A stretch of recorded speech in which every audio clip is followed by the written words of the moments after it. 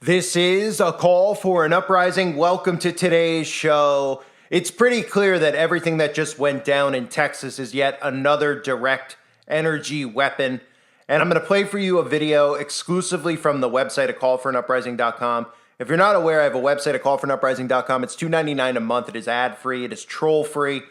The reason that it's a $2.99 fee isn't just to maintain the website. There's a lot of reasons that there's a fee for the site, including the fact that I am able to hold thousands of videos over there, all of my videos that have been removed from platforms like this one, as well as my podcasts and the forum where people are uploading lots of great information, interacting with each other. You could also live chat, and you could also direct message other members on the website, talk about any topics that interest you in regards to the topic at hand, which is really the end times that are appearing in front of us day in and day out. So the website's a callforanuprising.com. I also have to have a fee on the site to keep trolls out of the site, because as you can tell from the amount of channels I've had, I have people that stalk and follow my channels everywhere I go. They like to talk about censoring channels, but they can't seem to just turn off my channels. They seem to need to follow me everywhere because they can't get enough of me. And then they, of course, report the channels over and over again. So callforanuprising.com. Check it out if you haven't yet. And if you want to do me a favor, since I'm putting this video up here on YouTube for you to see, please subscribe to my backup channel, Nations Conspire. I'm going to be doing my daily content every single day over on that channel. I'm trying to build it out. Please don't hesitate to subscribe to it. If you haven't yet, do it now, because trust me, if you're not aware, these channels are going at a monumental pace. And the only reason this channel is still up is they haven't detected it yet. And I can only leave these videos up for a few hours each time I put them up. So I recommend you watch the videos when they come up here, but at the very least, make sure, most importantly, you subscribe to my backup channel. It is linked below. Pause the video, do it now, look around, find the link, Nations Conspire, search for it yourself. Here is the video on Joe Biden from the website actually mentioning how certain homes with certain roofs were managed to not get burned by this wildfire, but what he's really saying is certain homes with certain roofs were not subjected to the direct energy weapon attack on Texas. And I'll go into detail on the website as well and other videos about the livestock that were obliterated down in Texas. Again, this is about controlling the food chain. This is more than just building smart cities. It's a lot deeper than that. They're strategically picking these places that they're lighting on fire. And it's absolutely frightening. So here's the video from the website. Make sure you sub to my other channel now. Enjoy. YouTube says it has had enough of vaccine misinformation on its site. And false stories from phony sites to run circles around major news outlets. Many people don't know the difference between something real and something created to deceive them. Open your eyes. If you've ever had this feeling that something was terribly wrong with the world that we live in, but you couldn't figure out just what it was, then you've come to the right place. Secret societies, mystery religions, and the Illuminati have been controlling our reality since the beginning of time. But not anymore, because there is an awakening happening, and you are about to become a part of it. Wake up, because this is a call for an uprising. This is a call for an uprising. Welcome to today's show, exclusively here on a callforanuprising.com. With everything going on in Texas, with everything that civilians are starting to realize about the governments of the world, Chile, America, we're seeing all over the place the government's using direct energy weapons on civilians. More and more people, thanks to social media, are able to see this because people are filming footage, and it doesn't look like what the government's trying to tell us in the mainstream media. Thus, people are getting suspicious of what's actually going on.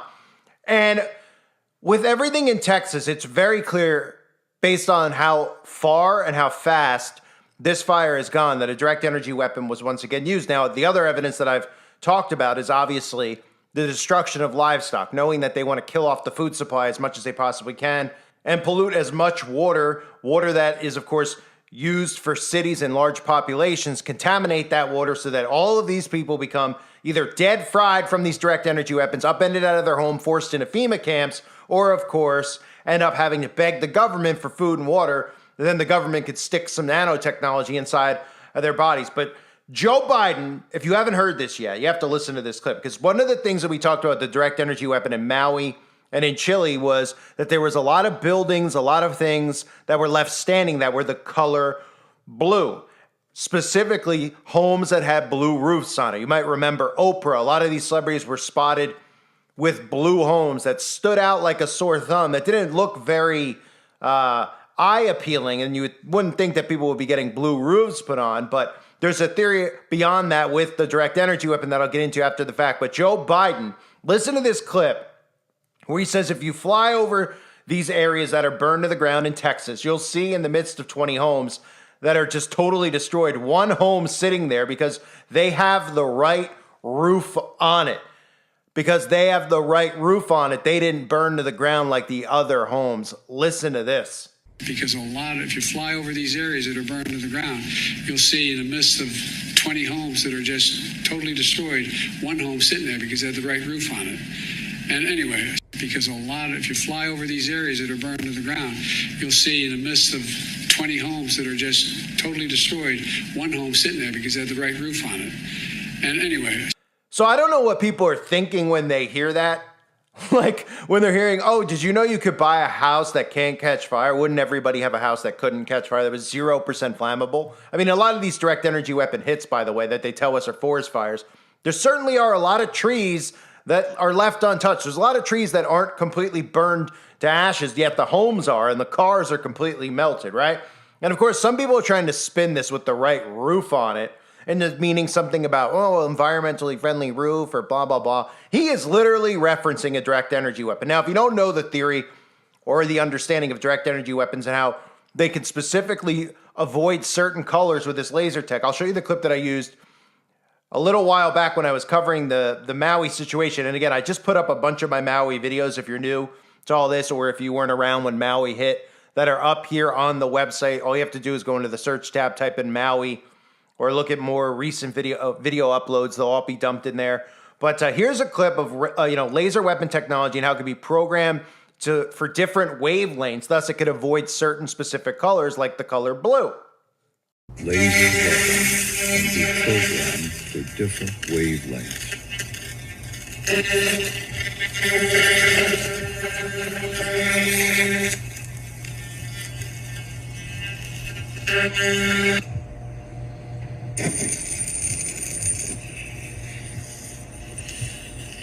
There was something blue they didn't want to burn. Blue car did not burn in flames.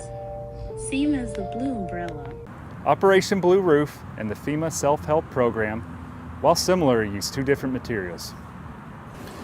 Both programs help reduce further rain damage to homes and provide temporary protection for the roofs of residential structures damaged during severe weather. The sheeting for Operation Blue Roof are installed by a contractor, overseen by the Corps of Engineers according to certain specifications. The material is a rolled polyurethane sheeting with fiber reinforcement. It's 10 millimeters thick and measures 20 feet by 100 feet. It's used for major impacts to roofs. The sheeting is 100% waterproof. It is also tear resistant, UV resistant, and fire retardant. The FEMA self-help tarps are installed by the homeowner. The material is thinner and not as resilient as the plastic sheeting. It typically measures 20 feet by 25 feet with grommets to allow for a tie-down solution. These blue tarps are used for minor roof repairs and are more of a patch solution. To sign up for the program, you can call 888-ROOF-BLUE. You can go to blueroof.us, or you can go to one of our many sign-up locations. So when a lot of people saw all these houses standing in Maui, these weird umbrellas that were eerily just sitting there, blue cars that didn't get burned, people started realizing that this potentially could be a direct energy laser weapon, where the government, of course, as they do, they tell celebrities, they tell Freemasons, all members of their secret cabal, who's in the know, to make sure that they have, you paint your roof blue because we're going to do this here. You might want to make sure you don't die in a fire or your home doesn't get burned to the ground. And after that event, and after the one that just occurred in Chile, a lot of people started painting their roofs blue. We even talked about back then when this occurred in Maui in the summer, the FEMA blue tarp theory, where they were encouraging people to blue tarp their homes. But one of the things I want to show you here is something in regards to this, because a lot of people don't understand direct energy weapons, and I'm not going to act like an expert on it. I know a lot of you here on the website are military veterans or have military training. I do not, so I'm not going to sit here and act like I know more than anybody else about this stuff. But in my research on direct energy weapons, I wanted to play this clip because I thought it was really helpful.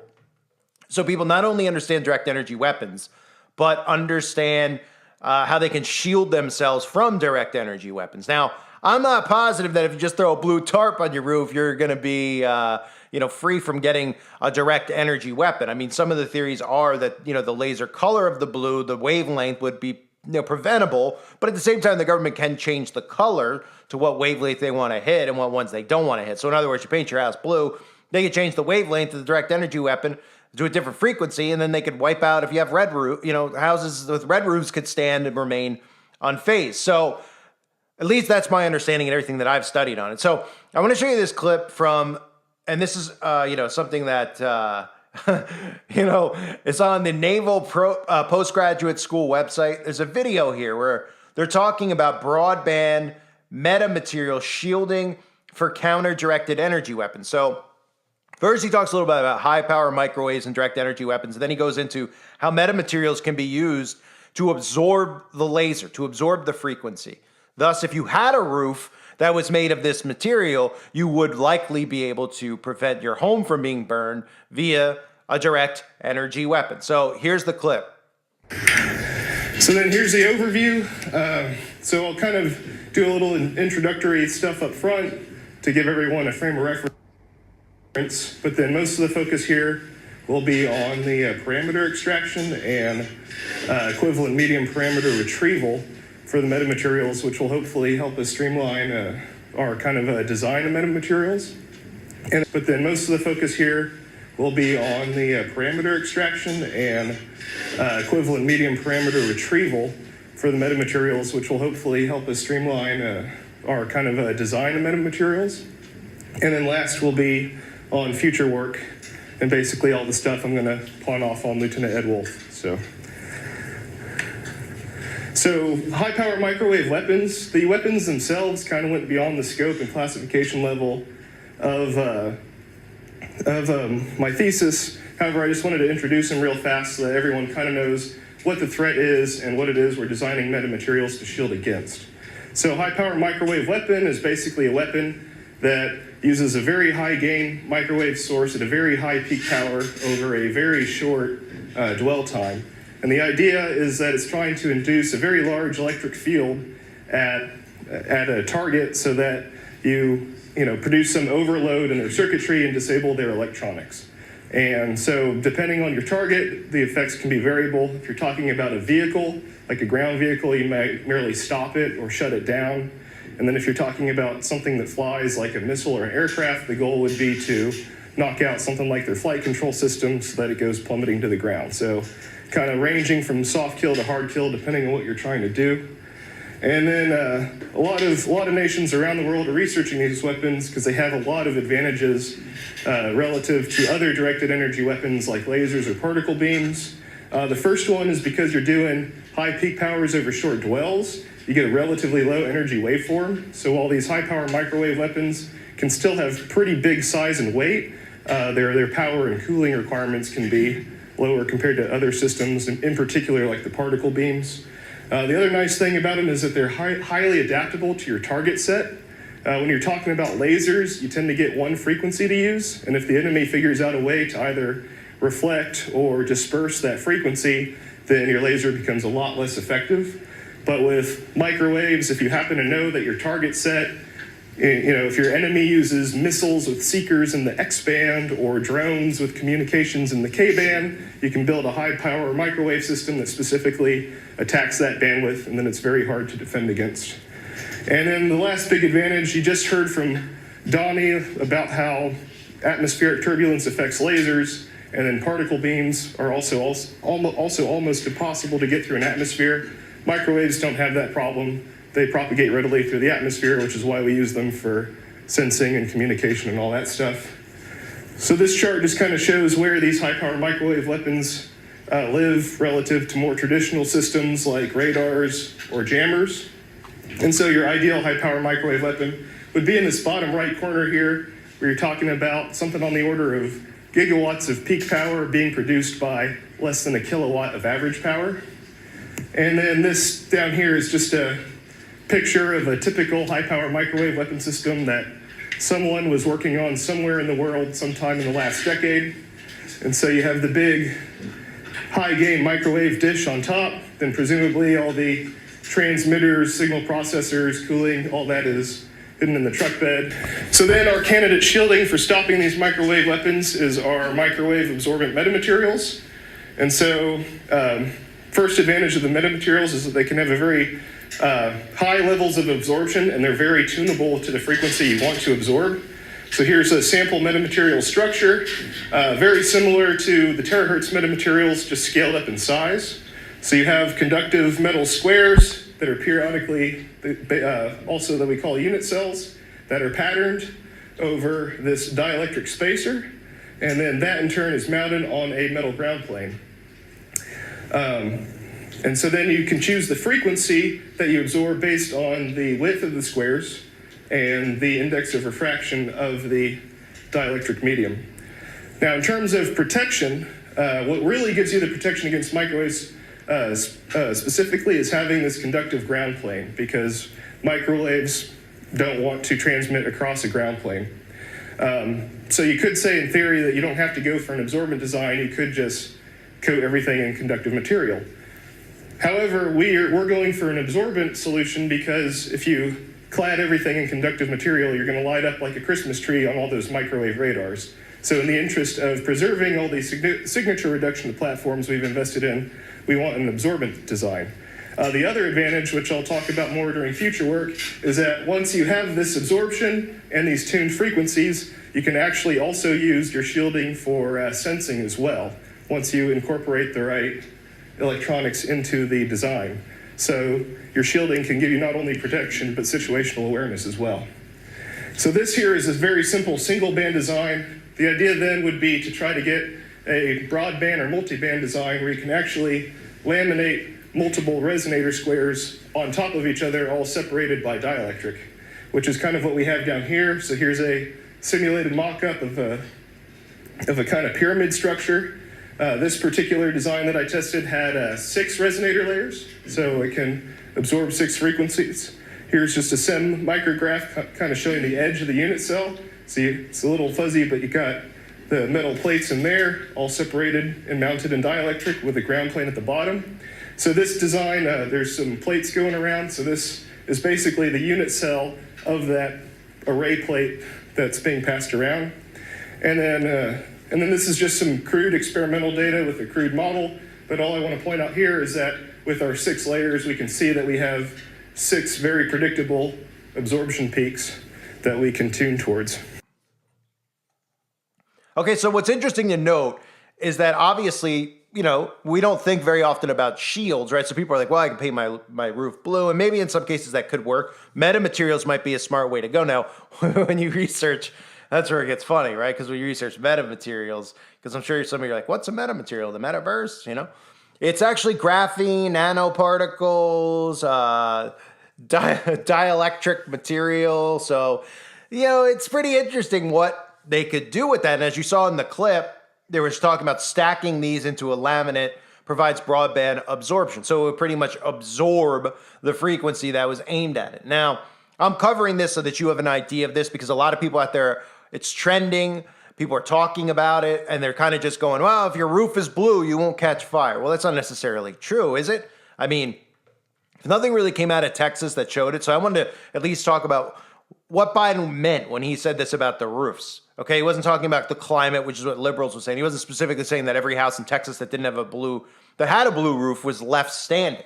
But it's clear to me that he's talking about these homes, or certain homes that have their roofs or their houses actually built from these types of materials that can absorb the frequencies, were safe and protected. I think it was a fraudulent slip. I think he slipped the tongue there when he was talking about it, which he quite often does. Now, a lot of it's obviously an act, but we don't even know if this is a human, a clone, or what it is. And for all, you know, look, we know how this works anyway. They could tell us flat out that they lit our houses on fire, that they burned Texas, that they're trying to kill all of us. Then the majority of society would just go, they're just trolling. They don't really mean it, because that's what they've been programmed to think, and they think everything's a joke at this point. So Biden can literally stand there and say, yeah, the roofs that survive are the ones that weren't hit with the microwave frequencies, because we wanted to protect those specific people, and we told them to put their, make their roofs with this material and this color etc. And people wouldn't blink, right? So I found it very interesting that this stuff's out there. Obviously, this is the type of stuff I'd like to be able to post over on YouTube, but obviously I'm struggling right now to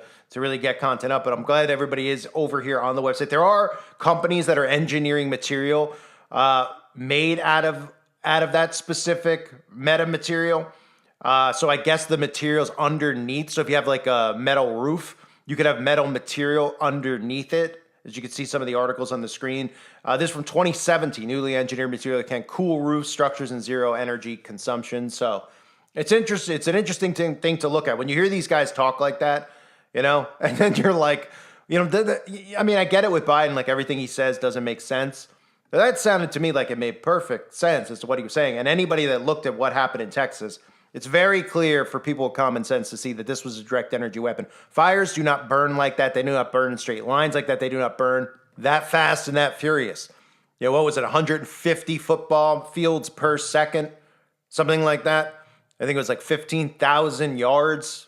And it was the size of going from Philadelphia to New York City. You know, in Texas, it looks small on a map because it's Texas. And as they say, right, everything's big in Texas. Well, they look small on a map, but Philadelphia to New York is, you know, pretty far. It's two separate sports cities. It's two separate cities, big cities. To go all the way across there, across pretty much the entire state of New Jersey is a long distance. So it's not a minor fire. And people are like, well, you know, there weren't a lot of casualties. What's the big deal? Well, there's a lot of food that was killed off. Like I said, 30% of the United States of America's livestock comes from that specific spot in the Texas Panhandle. So these are things people won't care about now, but they'll care about later. Kind of like the people who have the magic potion in their bodies. They aren't caring right this second, but they probably will when all of a sudden they get cancer at the age of 35. But then again, they'll just think it's something else, not the poison that they already put in their bodies. I thank everybody for being here on the website. I hope you're all doing well. God bless all of you as always and your families.